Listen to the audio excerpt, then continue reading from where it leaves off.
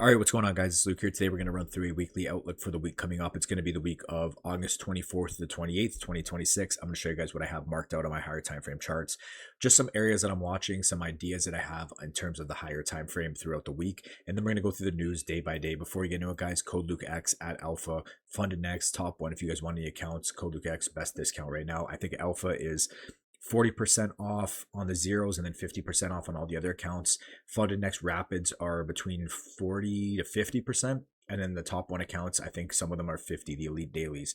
But yeah, if you guys have any questions about those, also drop them in the comments. All the links are in the pinned comment and Discord in the pinned comment as well. So let's work our way down from the higher time frame, kind of kick things off. So starting off on the monthly, we still have 9 days left in the month of August here. And as you guys can see, we did tap that monthly gap. We got a strong reaction out, and we've been pretty much bullish since tapping that monthly gap. We've obviously had a strong reaction out, and the last few weeks have been pretty bullish. But as you can notice, this weekly candle did close bearish, but what did it tap into? It tapped into a weekly bullish gap. So currently right now, price is in a weekly bullish gap on NQ. And if you look at ES is also in a bullish gap on the weekly as well. So again, after those two strong weekly bullish candles, we did get this pullback and we did close the week bearish. Okay, going down now to the daily, you could see on the daily, we actually did break structure kind of to the downside here. We were pushing higher. We got this strong move down at the start of the week. So you could see Monday, we did have that initial rejection at the top. Tuesday, very strong sell off. Wednesday, Thursday, Friday, we've kind of just been in, if you go to the lower time frame, just mainly in a little bit of a consolidation on a slow move down. So in terms of draws and liquidity, what I have marked out right now, obviously my main sell side draw is going to be previous week's low because it is our closest draw. And then our next major sell side draw is going to be this daily fair value gap, which again is in between this weekly gap as well. So those are our major sell side draws. Now looking at buy side, what do we have? Well, we have this unmitigated daily gap right here that was put in from, again, that massive sell off on Tuesday. And then above that, we obviously have previous week's high. So these are the areas that I'm watching right here. Again, you can see that overall on the daily, technically, yes, we are still overall bullish, but you could see unlike the if you look down, like for example, on the 4-hour, you could see we've always been trending bearish. We obviously failed to push higher, got a strong break to the downside, and we are shifting more bearish on daily. But again, we are in a weekly bullish gap. So interesting area right now in terms of price. Looking over at ES, we pretty much have the same scenario in terms of the last week. Obviously, we are in a weekly bullish gap. In terms of draws and liquidity, our next draw, previous week's low, and then we have this unfilled daily, which again is within that weekly gap. And then for buy side, we obviously have a daily high, a daily for value gap, previous week's high, and then above that, obviously all-time high. So in terms of the higher time frame, I am still bullish. Reason being, again, we had this nice sweep to the downside. We have a push up in a weekly gap. What do we expect this weekly gap to do? Well, we would normally expect this to continue higher back towards all-time highs. But obviously things can happen on the lower time frame, which is why we're not just going to be looking for longs. We're going to go by things intraday and day by day. So basically the way that I'm playing this and the ways that I'm looking at this is I'm just playing the conditions between previous week's low and this daily fair value gap right here. So what do I mean? If you see my videos, you know exactly what I'm talking about. This is how I play my conditions every single week. So basically, my first sell side draw is going to be previous week's low. My first major buy side draw is going to be this daily fair value gap. So I'm basically just waiting for price to kind of get to one of those draws in liquidity in order to form a true like higher time frame idea. So if price comes down and we get a move below previous week's low, I'm waiting for one of two things.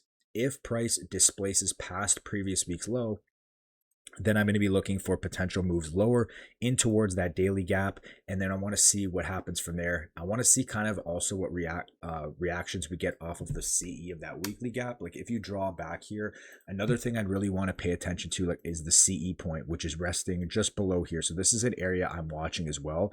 The midpoint of that weekly gap, or even if you want to, just watch this daily gap here. Like any of that area, I'm really watching for an area to potentially send price lower. So again, I really want to pay attention to previous week's low because it is our first draw. So number one, if we get manipulation below previous week's low, I want to see what the reaction looks like. Potentially, we can get a push lower. We end up tapping CE, which was somewhere around here. And then we get that reaction back to the upside. And then we work from there, from the daily gap. If price continues to displace past previous week's low, then I want to potentially seek continuations towards this daily gap. And then I want to see if this will be an area that will send price higher. Okay, so that's how I'm playing price if we start to trade lower. Again, number one, If price displaces or if price manipulates lower below previous week's low, I really want to pay attention to that CE point of the weekly gap.